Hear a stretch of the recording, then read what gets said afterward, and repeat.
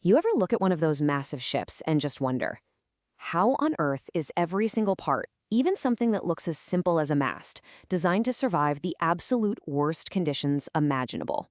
Well, it turns out the secret is to break it into millions of tiny digital pieces before anyone even thinks about cutting a single piece of steel.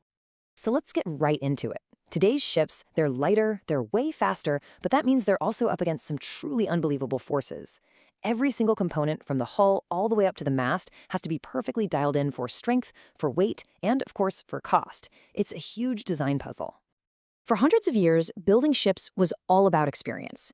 You'd look at what worked in the past, you'd check some data tables, and you'd basically build a slightly better version of an old design. But to really push the boundaries, to build these super efficient, sometimes crazy-looking ships, designers needed a totally new playbook, one that's based on pure, hard data and incredibly powerful computer simulations. Think about it. For centuries, a mast had one job: hold up a sail. Simple enough. But today, its job is way more complicated. It's got to support all this heavy radar and communications gear. It has to put up with the ship's constant jarring motion, and, this is the big one, it has to survive the relentless non-stop vibrations coming from those powerful modern engines. And when we talk about wind, we're not talking about a stiff breeze. We're talking about the absolute extreme end of the Beaufort scale. We're talking hurricane-force winds whipping past it over 65 knots, the kind of raw power that can just tear structures to pieces. That's the minimum standard for survival. So that leads us to the billion-dollar question, right? How can you be 100% sure that your design is going to stand up to all of that without actually spending millions to build physical prototypes and test them? Well, the answer is, you build it and you try to break it, all inside a virtual world.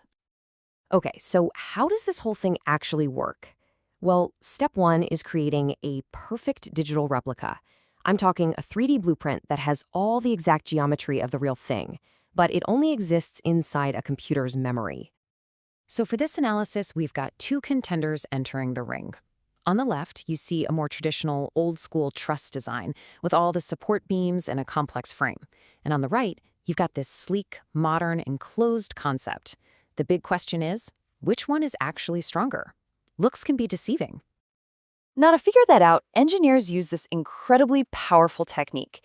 It's really the secret sauce at the heart of modern structural analysis. It's all about taking a super complex problem and breaking it down into millions of really, really simple ones.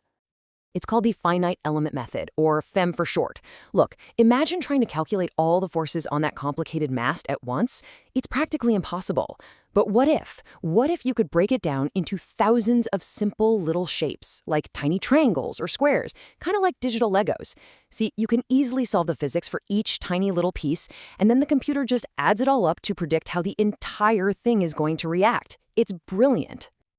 And this right here is what that looks like. That digital blueprint gets covered in what's called a mesh. Every single one of those tiny triangles you see is a finite element. It's one of our digital Legos. Now the computer has a simplified map of the structure that it can actually understand and solve. So this whole process, which is called Finite Element Analysis, or FEA, it follows four pretty logical steps. First, you build the 3D model. Second, you cover it in that mesh. Third, you tell the computer about all the real-world forces, the wind, the weight, and finally, you hit go and analyze the results to see what happens. Okay, now for the really exciting part. We've got our digital models, they're all meshed up and ready to go. It is time to put them through an absolutely brutal virtual stress test. Let's see which one makes it out alive. But first things first, we've got to pick our materials. To do that, engineers use this amazing tool called an Ashby chart. It's a way to compare material properties. For a mast, you want something that's super stiff, so high up on the chart, but also really lightweight, so way over to the left. That top left corner, that's the sweet spot. And right there, you'll find great options like aluminum alloys and, even better, carbon fiber composites. All right, now we set up the test. You can see here, the base of the mast is totally locked down. It can't move an inch, just like it's welded right onto the ship's deck. Then a massive force gets applied to the top of the structure to mimic the push from one of those hurricane-force winds. And here we go, our first result. Under that incredible pressure, the traditional truss-style mast, it bends.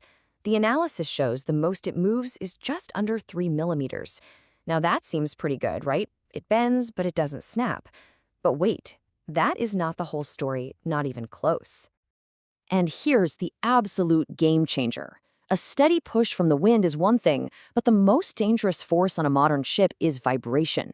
That constant hum from the engines creates frequencies that just race through the ship's structure. And if one of those frequencies happens to match the natural vibrating frequency of the mast, kind of like a singer hitting just the right note to shatter a wine glass, those vibrations can amplify over and over until the mast literally shakes itself to pieces. And that is exactly what the vibration analysis showed. When they hit it with common engine frequencies, that traditional design started this catastrophic twisting motion. It was totally unstable, a complete failure. The modern enclosed design, though, rock solid. It passed the shake test, no problem at all. So after running both the static push test and the dynamic shake test, the data gives us a clear, undeniable winner. The sleek, modern design is just overwhelmingly better. It's not just about aesthetics. The actual engineering proves it's the safer, stronger, and more resilient structure, period. So why is it so much better? Well, first off, that clean, aerodynamic shape just slices through the wind more effectively. Second, and this is the most critical part, it's completely stable against those dangerous engine vibrations. And third, if you build it with something like carbon fiber, it's a staggering 10 times stiffer than aluminum, giving it incredible strength for its low weight. You know, this whole process really gets to the heart of modern shipbuilding. As the source material puts it, a modern ship is an optimized shell where every single element has been engineered to do a specific job. There's just no room for guesswork anymore. And this whole thing leaves us with a really fascinating thought. I mean, if we can digitally build and perfect a single ship's mast before it even exists, what else can we create? This exact same process is being used right now to design lighter cars, more efficient jet engines, even the next generation of spacecraft. By virtually breaking things down to build them better in the real world, we are literally engineering a future that is stronger, lighter, and safer than ever before.